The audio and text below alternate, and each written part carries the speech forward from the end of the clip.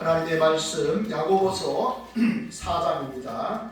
신약성경 야고보서 4장 1절에서 10절까지 말씀 찾으신 줄 알고 신약성경 야고보서 4장 1절에서 10절까지 말씀을 한 목소리로 읽겠습니다. 너희 중에 싸움이 어디로부터 다툼이 어디로부터 나느냐?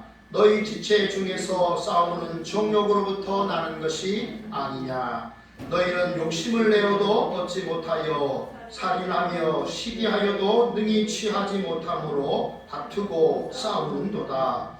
너희가 얻지 못함은 구하지 아니하기 때문이요 구하여도 받지 못함은 정욕으로 쓰려고 잘못 구하기 때문이라. 가늠한 여인들아, 세상과 벗된 것이 하나님과 원수됨을 알지 못하느냐? 그런즉 누구든지 세상과 벗이 되고자 하는 자는 스스로 하나님과 원수되는 것이니라. 너희는 하나님이 우리 속에 거하게 하신 성령이 시기하기까지 사모한다 하신 말씀을 헛된 줄로 생각하느냐?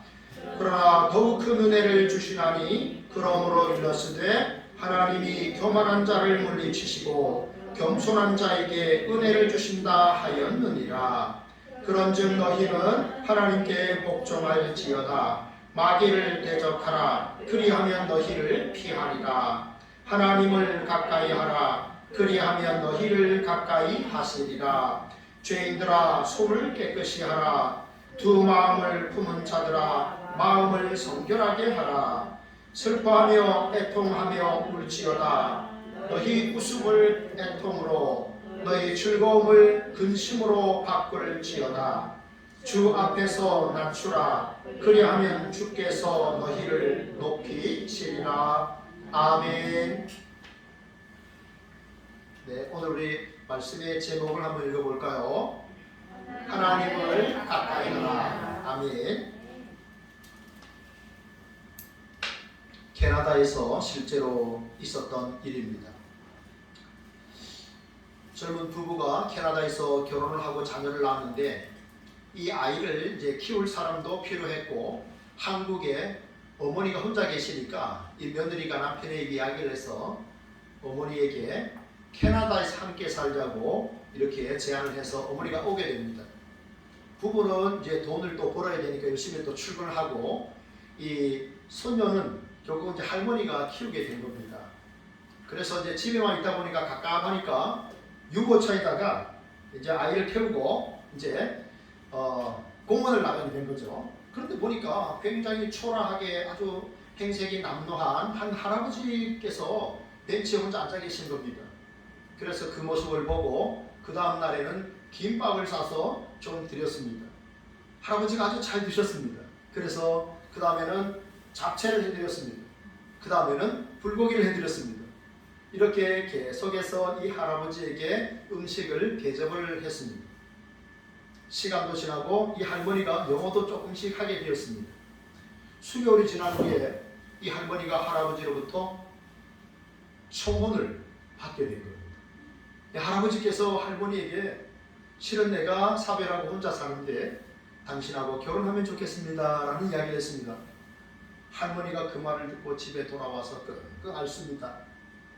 며느리가 보니까 이상합니다. 뭔가 할머니에게 어머니에게 문제가 생긴 게 분명한데 아무 일이 없다고 말씀을 안 해주십니다. 결국 부부가 무슨 일이 있냐고 이렇게 어머니 괜찮습니다. 고민을 좀 털어놓아 보세요 하니까 어머니 하시는 말씀이 실은 내가 이러이러한 일을 겪었노라고 그 자초지종을 이야기합니다. 이때 이 부부가 하는 말이 어머니께서 좋아하시는 대로 하세요. 어머니께서 좋아하시는 대로 하십시오. 그래서 할머니가 할아버지의 결혼 제안에 승낙을 하고 결혼을 하게 되었습니다. 캐나다 한인신문에 이렇게 소식이 신문에 났는데요. 이 제목이 뭐였냐면 신데렐라가 된 할머니였습니다. 알고 보니 이 할아버지 굉장한 거부였습니다. 초라하게 남루한 옷을 입고 늘 벤치에 그냥 앉아 있으니까 마치 거지처럼 보였는데 알고 보니 굉장한 거부였습니다. 그래서 캐나다 한인신문에 신데렐라가 된 할머니라는 제목으로 기사가 났습니다. 그날 이후로 이 동네 공원에 많은 할머니들이 유모차를 끌고 나왔다고 합니다. 혹 좋은 일 있을까? 여러분, 이렇게 할머니가 이 초라해 보이는 이 할아버지를 잘 대접했더니 이런 신데렐라가 되지 않았습니까? 여러분, 하나님의 자녀인 우리는 누굴 가까이 하면 좋을까요? 네, 오늘 성경을 통해서 왜 우리가 하나님을 가까이 하는 것이 복이 되는지, 네, 우리가 한번 세 가지로 살펴보기를 원합니다. 첫째, 그러면 이 성결하게 사는 삶이, 하나님을 가까이 하는 삶이 도대체 구체적으로 뭔가 세 가지로 한번 살펴보겠습니다. 첫째, 같이 한번 읽습니다. 성결하게 사는 것. 네, 하나님을 가까이 하는 삶이 뭐냐? 성결하게 사는 것입니다. 오늘 성경에 보면은 우리가 성결하게 사는 것에 대해서 두 가지를 말씀하는데요. 첫째는 손입니다. 손을 깨끗이 하라. 둘째는 마음을 성결하게 하라 했는데, 손을 깨끗하게 하라. 우리가 읽지 않았습니다만은 야고보서 2장에 보면 이런 내용이 나옵니다. 어느 교회에 두 명의 사람이 옵니다. 한 사람은 굉장히 부자였습니다. 손에 금가락지를 끼고 화려한 옷을 입고 한 사람이 들어왔고요. 또 한 사람은 아주 초췌해 보이는, 아주 초라해 보이는 그런 행색으로 들어왔습니다. 그래서 성도들이 어떻게 했냐면 그 금가락지를 낀 사람에게는 제일 좋은 자리를 안내하면서 여기에 앉으십시오라고 이야기를 했습니다. 그리고 아주 초라하게 보이는 그 사람에게는 당신이 거기 서 있든지 거기 앉든지 알아서 하십시오라고 이야기를 했습니다. 여러분, 이 모습은 아름다운 모습일까요? 악행일까요?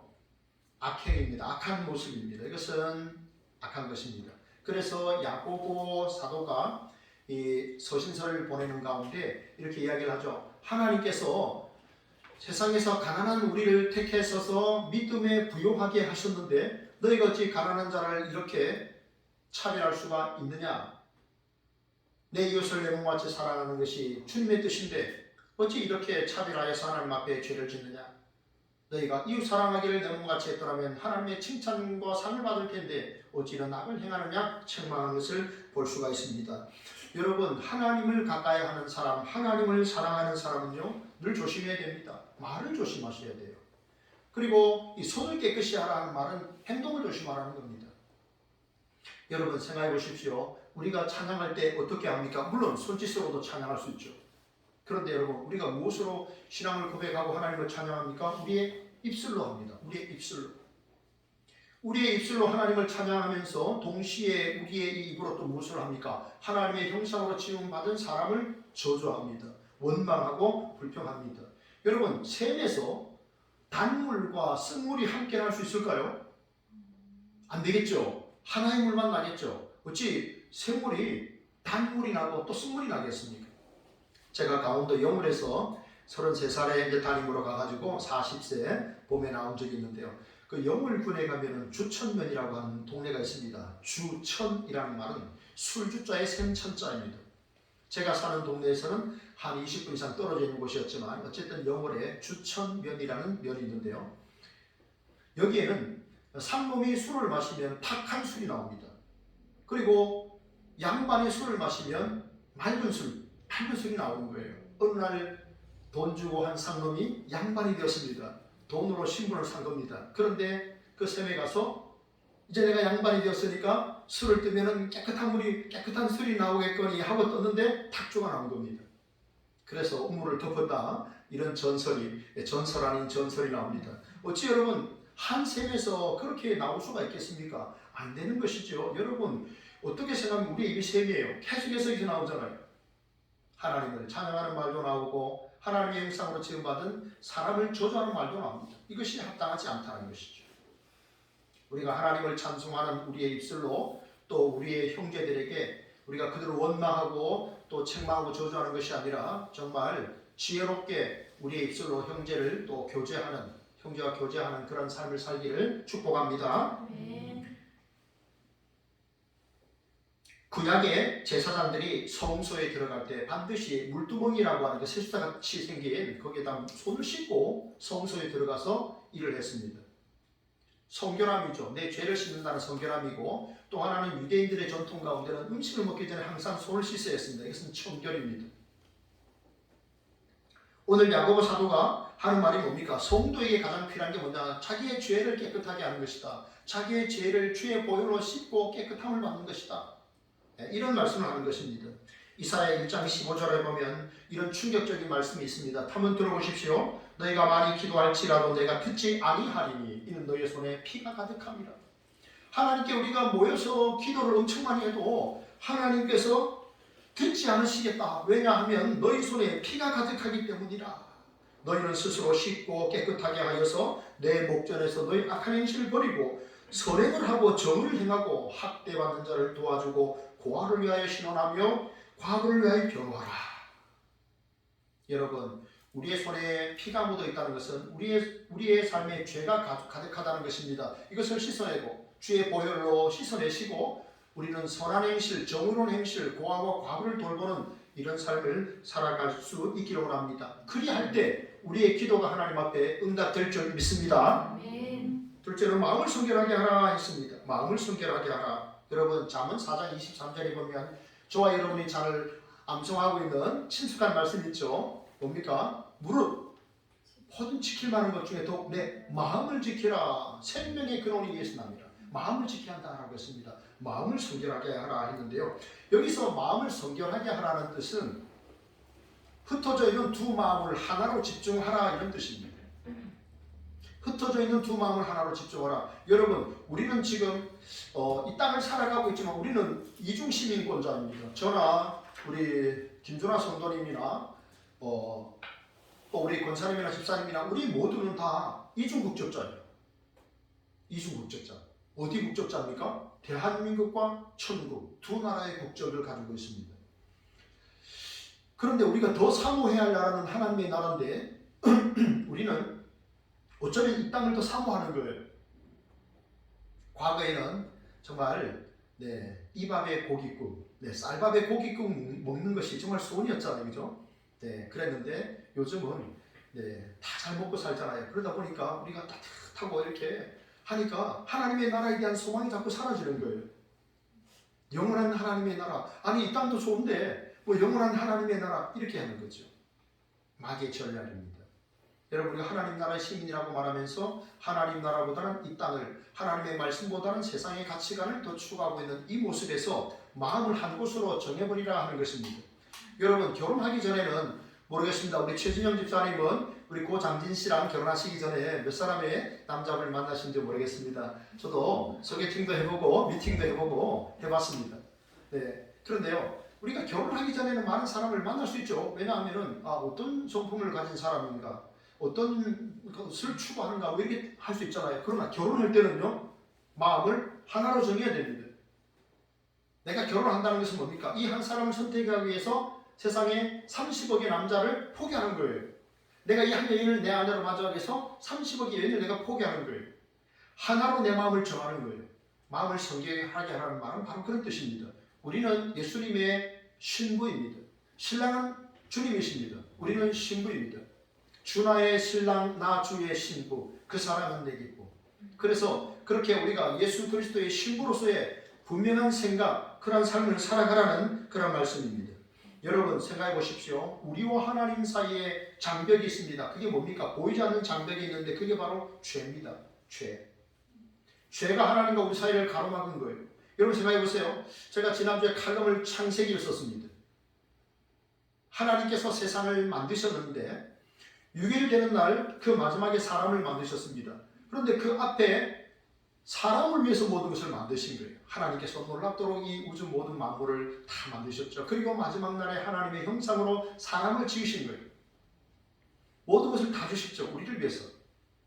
그러면 아담과 하와가 해야 할 일은 뭡니까? 마음을 순결하게 하는 것이죠. 나는 오직 하나님만 사랑하리, 하나님과 교제 속에서 내가 참 행복을 누리리 하고 살면 되는데 뱀이 찾아와서 유혹을 합니다. 그러니까 마음이 무너지게 된 것이죠. 네가 이 선악과를 따먹는 날에는 네가 하나님처럼 너가 되는 거야. 그래서 너의 눈이 밝아지게 돼. 그렇게 말합니다. 네가 하나님처럼 된다고 하는 이 말에 아담과 하와가 넘어지게 되는 것이죠. 하나님의 말씀만 붙들고 아니야, 하나님께서 그렇게 말씀하지 않았어 라고 하고 하나님의 말씀을 따라서 갔더라면 인류의 역사가 어떻게 달라졌을까요? 그런데 마음이 움직이다 보니까 그런 범죄를 하고 말았던 것이죠. 그래서 죄의 삭은 사망이요 하나님의 은사는 그리스도 예수 안에 있는 영생이라 그랬습니다. 죄의 삭은 사망입니다. 그래서 하나님의 아들께서 오셔서 우리를 대신해서 죽임당하셨죠. 죽으신 겁니다. 죄의 삭은 사망이기 때문에 하나님의 아들께서 우리의 모든 죄의 짐을 다 지시고 죄값을 치러주신 거예요. 그러나 하나님의 은사는, 하나님의 선물은 그리스도 예수 안에 있는 영생입니다. 예수 그리스도 안에서 하나님께서 우리에게 영원한 생명을 주신 줄 믿으시기 바랍니다. 그 끊어진 관계, 그 교제의 관계를 회복하시기 위해서 아들이 오신 거예요. 여러분, 우리가 세상에 사는 동안에 누가 가장 행복한 사람일까? 정말 많은 것을 가지고 많은 것을 누리고 최고의 음식을 먹으면서 기사를 부리고 정원사를 부리면서 그렇게 밝은 집에서 살면 가장 행복한 사람일까요? 그러나 그 생명 안에 하나님의 생명이 없으면 불쌍한 거예요. 여러분, 내가 하나님이 너무 좋아서, 우리 예수님이 너무 좋아서 말씀을 묵상하고 이 말씀 때문에 아침에도 기쁘고 저녁에도 기쁘고 내가 주님과 기도하고 교제하고 내가 찬송하고 주님을 전하기 위해서 내가 힘쓴다면 그 사람이 얼마나 행복하고 좋은 사람이겠습니까? 얼마나 기쁘겠습니까? 여러분, 우리는 이미 예수님을 믿어 하나님의 자녀가 된 줄 믿습니다. 우리의 마음을, 우리의 손을 깨끗하게 하셔서 하나님을 가까이 하시는 하나님의 복을 누리는 우리 성도님들이 다 되시기를 축복합니다. 둘째, 시작. 회개하며 사는 것. 네, 하나님을 가까이 하는 것이 어떤 것이냐? 둘째는요, 회개하며 사는 거예요. 여기 9절 말씀을 제가 읽겠습니다. 슬퍼하며 애통하며 울지어다. 너희 웃음을 애통으로 너희 즐거움을 근심으로 바꿀지어다. 여러분, 성경은 우리에게 항상 기뻐하라, 항상 기뻐하라 말씀합니다. 주 안에서 내가 다시 말하노니 기뻐하라 말씀합니다. 그런데 왜 슬퍼하며 애통하며 울라, 너희 웃음을 애통으로 너희 즐거움을 근심으로 바꾸라 했습니까? 아니, 예수님께서 하나님을 믿으니 또 나를 믿어라, 너희는 근심하지 말라 그랬는데 왜 어째 근심하라 하셨을까요? 이유가 있습니다. 먼저 슬퍼하라 했는데요, 자기의 죄악된 모습을 보고 탄식하라는 겁니다. 그 다음에 애통하라 했습니다. 애통하라 하는 것은요, 여러분, 장례식에 이렇게 통곡하잖아요. 그죠? 돌아가신 분을 생각하시니까 통곡하잖아요. 그 말을 하는 겁니다. 애통하라 하는 말은 그겁니다. 내가 거룩하신 하나님 앞에서 나의 죄악된 모습을 바라보면서 애통하는 겁니다. 대성통곡하는 것이죠. 그 거룩하신 하나님께서 나를 자녀로 삼으시고 나를 부르셨다는 그 사실 앞에 내가 영광스럽게 내가 대성통곡하는 그런 모습입니다. 이것이 그런 뜻입니다. 그 다음에 너희 웃음을 애통으로 즐거움을 근심으로 바꾸라 했습니다. 어째서 이런 말씀을 하셨을까요? 지금 야고보서를 받고 있는 이 수신자들의 이 삶은 죄악을 즐기는 삶이었다는 것입니다. 죄악을 기뻐했습니다. 나의 육체적인 쾌락, 죄악을 기뻐하기 위해서 내 이웃이 살든지 죽든지 아무 상관이 없었습니다. 심지어 내 이웃이 죽더라도 나는 내 목적을 이루는 겁니다. 이러한 삶입니다.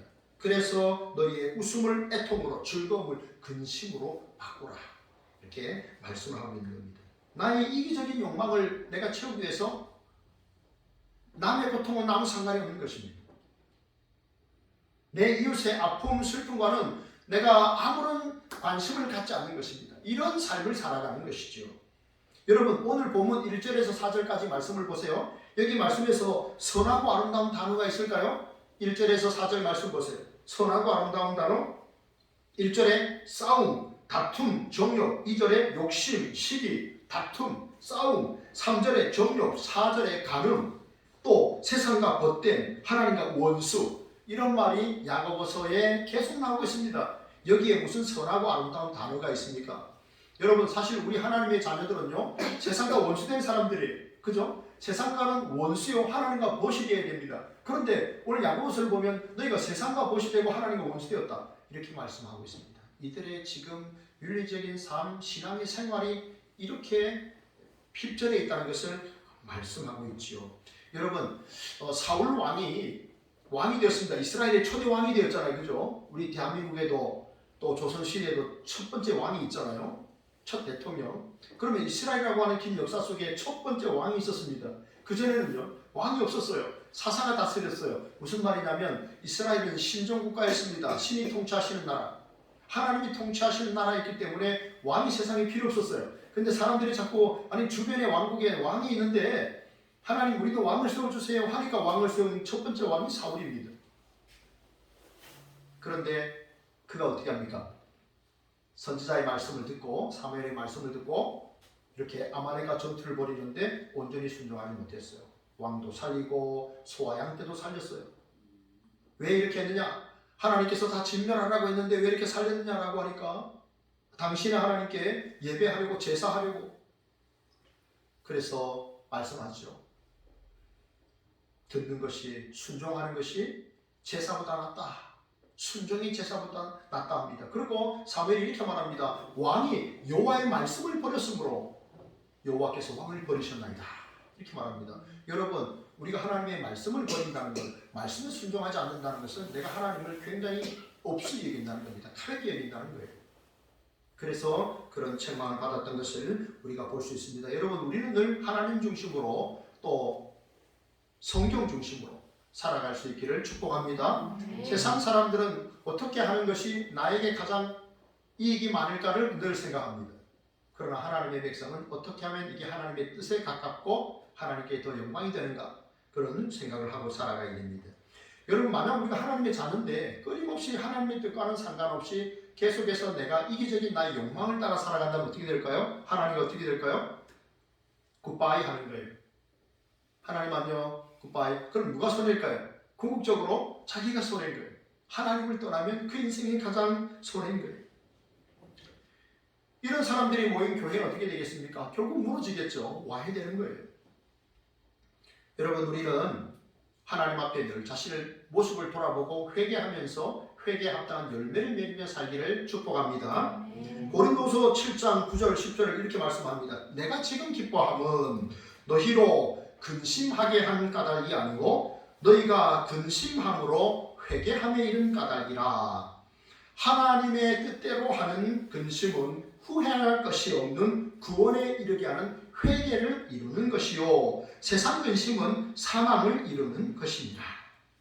여러분, 근심에도 종류가 있다는 거 성경에 말씀하고 있어요. 네, 하나님의 뜻대로 하는 근심이 있고 세상 근심이 있어요. 하나님의 뜻대로 하는 근심에는 구원에 이르게 하는 회개를 낳게 합니다. 그러나 세상 근심은요, 결국은 사망에 이르게 합니다. 어떻게 하면 돈을 더 많이 벌 수 있을까? 왜 나는 돈을 이만큼밖에 못 벌지?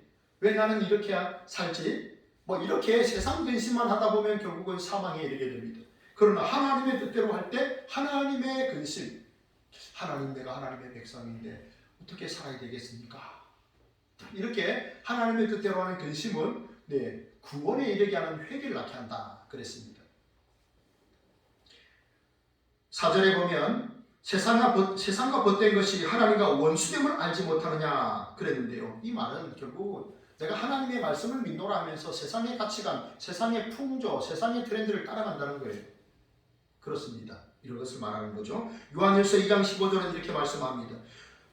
이 세상이나 세상에 있는 것들을 사랑하지 말라. 누구든지 세상을 사랑하면 아버지의 사랑이 그 안에 있지 아니하니 이는 세상에 있는 모든 것이 육신의 정욕과 안목의 정욕과 이생의 자랑뿐이라.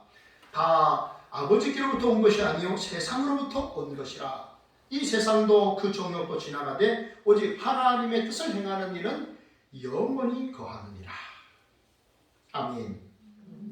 여러분, 우리가 세상에 사는 목적이 무엇이겠습니까? 결국은 하나님께 영광을 돌리는 것입니다. 우리의 삶에 어떤 미치는 힘이 아주 미미하다 할지라도 우리는 계속해서 하나님께 영광을 돌리는 삶을 살아야 됩니다.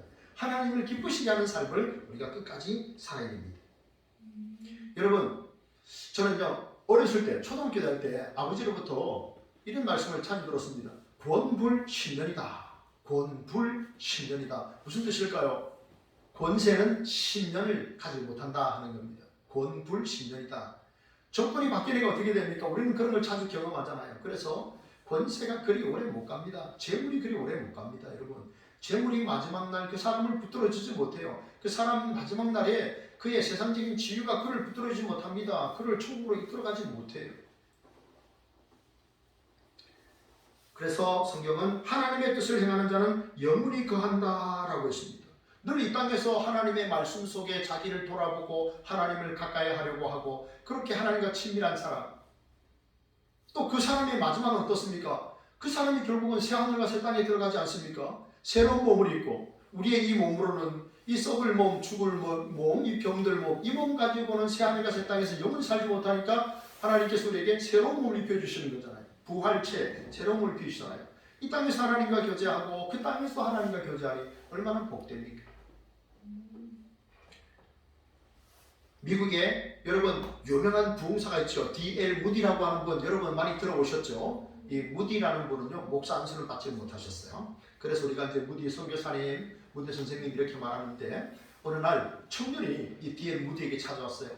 저에게 선생님 고민이 있습니다. 그 고민이 뭡니까?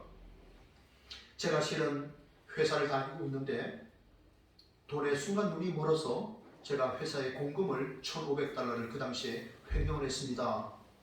그런데 갚으려니까 너무 많은 돈을 써가지고 지금 어찌할 수가 없습니다. 그래서 제 생각에는 남아있는 돈을 가지고 제가 장사를 해서 $1,500를 만들어가지고 주인에게 갚으려고 하는데 선생님 생각은 어떻습니까? 이렇게 무디에게 물었습니다. 그러니까 무디가 하는 말이 훔친 돈으로 장사를 하다니요. 이렇게 말했습니다. 훔친 돈으로 장사를 하다니요. 옛날에 우리나라에 신창훈이라고 하는 아주 참 유명한 그런 신창훈이라는 도둑이 있었습니다. 그런데 한때 그를 의로운 도둑이라고 했습니다. 왜냐하면 훔친 돈을 가지고 가난한 사람들에게 이렇게 나눠준 그런 일이 있기 때문에 신창훈이는 의로운 도둑이라고 했는데 남의 것을 훔친 걸 가지고 다른 사람에게 나눠줬는데 그것이 어떻게 의로운 것이 됩니까? 아니죠. 그래서 무디가 훔친 것을 가지고 장사를 하다니요. 제 생각에는 그냥 남아있는 돈이 얼마이든지 그것을 가지고 주인에게 가서 갖다 주면서 용서를 구하는 것이 좋겠다고 생각합니다. 이랬더니 청년이 하는 말이 네, 그렇죠. 그런데 제가 혼자 찾아가기가 용기가 안 납니다. 그래가지고 이 D.L. 무디가 함께 갔어요. 그래서 제가 그걸 보고 목사의 사명이 또 이런 것이 또 될 수 있겠구나 이런 생각이 들었어요. 그래가지고 함께 가서 이 청년이 그 사장을 찾아가서 이야기를 했습니다. 그러니까 이 사장이 하는 말이 나는 그 돈이 없어진 줄도 몰랐습니다. 아마 부자였던 모양이죠. 그리고 나에게 이렇게 찾아와서 용서를 구해주니 너무 고맙습니다. 그리고 그 청년을 용서해줬다고 합니다. 여러분 회개할 때 하나님의 용서가 임할 줄 믿습니다. 네, 예수님께서 공생애를 시작하시면서 때가 찼고 하나님의 나라가 가까이 왔으니 회개하고 복음을 믿으라 예수님 그렇게 말씀하셨어요. 새 요한도 회개하라 천국에 가까웠느니라. 왜냐하면 천국의 주인 되신 하나님의 아들께서 오셨잖아요. 그러니까 회개하라 천국에 가까웠느니라. 베드로가 오순절 첫 설교에서도 보면은 너희가 회개하고 각각 예수 그리스도의 이름으로 세례를 받으라. 이렇게 회개에 대한 이야기를 계속했습니다. 여러분 혹시 왜 예수님께서 분명히 내가 다시 오마, 곧 다시 오마라고 말씀하셨는데 왜 아직까지 안 오실까? 그런 생각해 보신 적이 있습니까? 만약에 몇 년 전에 오셨더라면 어떻게 되었을까요? 몇 년 전, 아니 오늘이 아니라 몇 년 전, 수년 전, 몇십 년 전 그때 오셨더라면 어떻게 되었을까요? 우리는 예수님께서 참 더디 오신다 이렇게 생각할지 모르지만 그러나 예수님은 더디 오시는 것이 아니라 우리가 멸망하지 않고 회개하여 구원 얻기를 원하시기 때문에 오래 참고 인내하시는 줄 믿습니다. 그러나 하나님의 인내는 분명히 한계가 있습니다. 주님이 오시면 끝입니다. 초림의 주로 오신 예수님은 처녀 마리아의 몸에서 아기의 모습으로 태어나서 우리의 구주가 되셨잖아요. 그러나 두 번째 오시는 예수 그리스도, 그분은 심판주로 오십니다. 그 이후로는 구원의 기회가 없는 거예요. 우리는 이 땅에 사는 동안에 마음껏 하나님 앞에서 우리의 모습을 돌아보시고 주님 기뻐하시는 삶을 아름답게 살아갈 수 있기를 주님의 이름으로 축복합니다. 마지막 세 번째입니다. 세 번째, 어떻게 사는 것이 하나님을 가까이 하는 걸까요? 시작! 겸손하게 사는 것입니다. 10절 말씀 보십시오. 10절에 보면 주 앞에서 낮추라. 그리하면 주께서 너희를 높이시리라. 아멘. 6절을 제가 한번 읽어보겠습니다. 그러나 더 큰 은혜를 주시나니 그러므로 일렀으되 하나님이 교만한 자를 물리치시고 겸손한 자에게 은혜를 주신다 하였느니라. 여러분 하나님의 아들 예수님 그분은요 천지 만물을 창조하실 때 성부 하나님과 성령 하나님과 함께 하신 분이에요. 그런데 그 예수님이 인간의 몸을 입고 이 세상에 오셨어요. 하나님께서 시간 속으로 들어오신 사건이에요. 예수님의 탄생, 예수님의 죽으심, 이것은요 전지전능하신 하나님께서 인간의 역사 속으로 시간 속으로 들어오신 사건이잖아요. 그죠? 그리고 예수님께서 제자들에게 뭐라고 말씀하십니까? 내가 하늘에서 내려온 것은 내 뜻을 행하려 함이 아니요 나를 보내신 이의 뜻을 행하려 함이라, 이렇게 말씀하셨어요. 그리고 빌립보서 2장 5절에 보면 너희 안에 이 마음을 품으라 곧 그리스도 예수의 마음이니라고 했습니다. 근본 하나님의 본체이신 예수께서 종의 형체를 지니고 사람들과 같이 되셔서 이 땅에 오셨습니다. 왜요? 우리와 하나님과의 막혔던 담인 죄의 문제를 해결하시기 위해서. 죄의 문제를 해결하시고 우리가 다시 하나님과 교제하는, 하나님의 기쁨이 되는 그러한 삶을 살아갈 수 있도록 주님께서 우리에게 생명의 길이 되신 거예요. 그래서 내가 그 길이요 진리요 생명이니 나로 말미암지 않고는 아버지께로 올 자가 없느니라. 그래 길을 열어주신 거예요. 성자께서 그 일을 행하신 것이죠. 하나님과 동일한 영광과 권능을 지니신 그 하나님의 영광스러운 아들께서 사람의 몸을 입고 오셨습니다. 그리고 죽기까지 하나님의 뜻에 복종하셨죠. 그래서 어떻게 합니까? 성부 하나님은 온전히 온몸으로 순종하신 성자 예수 그리스도를 어떻게 합니까? 높여주셨죠. 지극히 높여주셨습니다. 그래서 모든 이름 위에 뛰어나게 하셨습니다. 모든 무릎을 예수의 이름에 꿇게 하셨죠. 그리고 예수 그리스도를 모든 인생의 주라시나 함으로 하나님께 영광을 돌리게 하셨습니다. 여러분, 하나님께서 우리가 끝까지 겸손한 모습으로 주님 앞에 순종할 때에 하나님께서 우리를 놀랍도록 높여주실 줄로 믿습니다. 하나님께서 겸손한 자에게 은혜를 베푸시고 교만한 자를 물리치십니다. 그래서 마귀를 물리치시는 거예요. 마귀는 스스로도 교만했고 또 우리로 하여금 인생을 교만하게 살게 합니다. 여러분, 다시 한번 에덴 동산으로 가볼까요? 선악과가 있습니다. 아담과 하와가 벌거벗은 채로 부끄러워하지 아니하고 이 부부가 행복하게 살았어요. 그런데 뱀이 찾아왔습니다. 뱀이 뭐라고 말합니까? 너희가 이 옷을 따먹는 날에는 너희가 하나님처럼 된다라고 했습니다. 피조물인 아담과 하와에게 너희가 하나님처럼 돼, 너희들이 밝아져, 이렇게 말했습니다. 유혹을 한 거죠. 교만하게 만든 거예요. 하나님의 형상으로 지음받은, 조금 전에 흙이었어요. 조금 전에 흙이었습니다. 흙이었던 그 존재가 하나님께서, 삼위 하나님께서 성부와 성자와 성령께서 우리의 모양대로 이렇게 우리의 형상을 따라 아름다운 존재로 만드셨어요.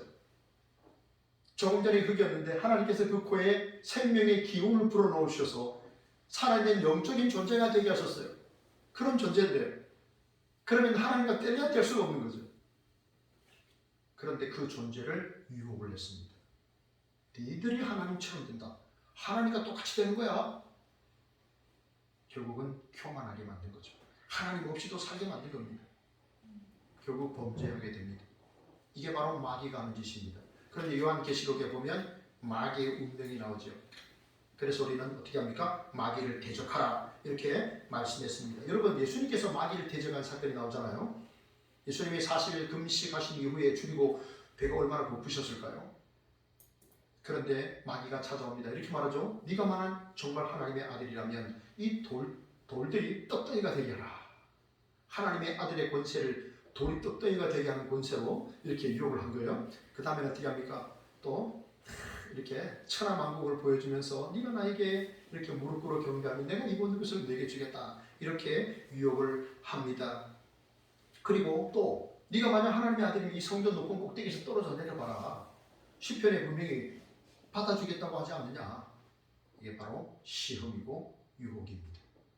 예수님께서 하나님의 말씀으로, 신령의 말씀으로 물리치죠.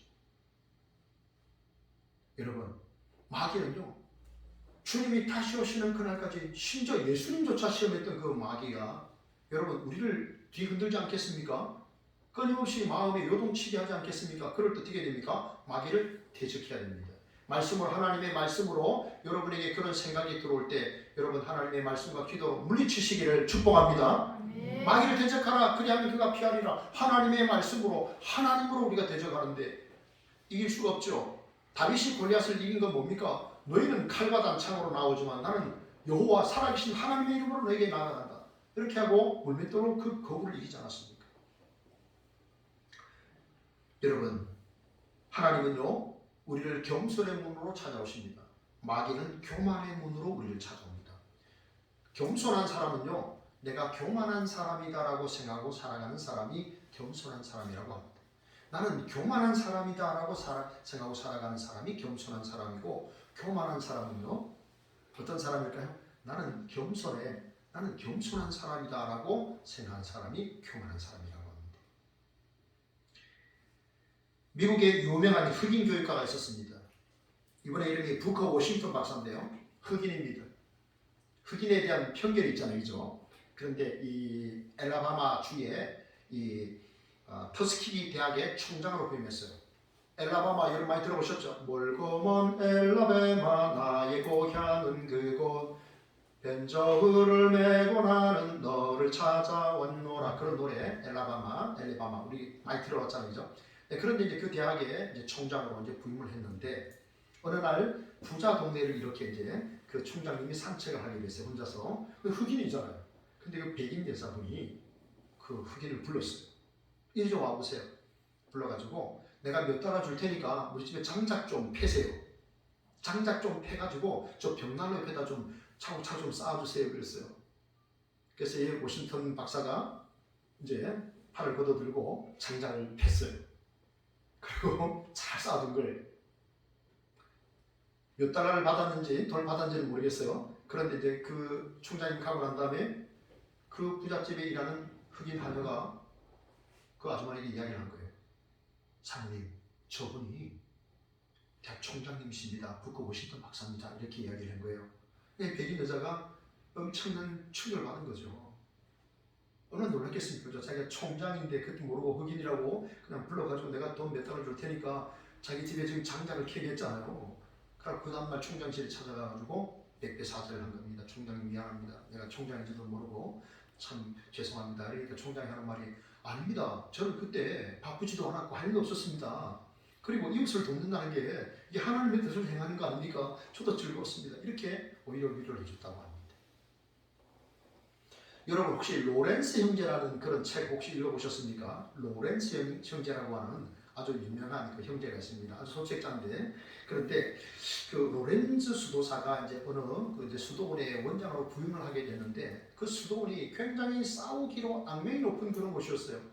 그런데 로렌즈 수도사가 부임을 했는데 이제 그 문을 두드리니까 젊은 수도사들이 떼거지로 몰려와가지고 딱 보니까 백발의 그 노 수도사가 왔으니까 저 식당에 가서 설거지하십시오 이렇게 말을 했답니다.